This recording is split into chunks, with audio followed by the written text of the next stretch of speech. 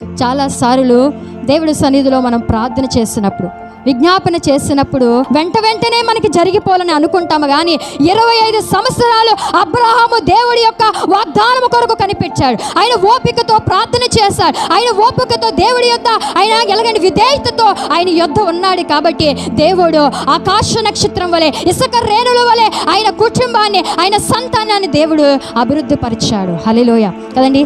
దేవుడు మన జీవితంలో చేయాలనుకుంటున్న కార్యములు చాలా ఆలస్యముగా అనిపించవచ్చు, కానీ అది ఎంతో ఆశీర్వాదాన్ని, ఎంతో మనకి అది విజయాన్ని, సంతోషాన్ని అది కలిగిస్తుంది. హల్లెలూయా.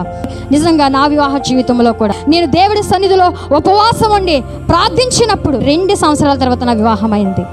ఎందుకో తెలుసా?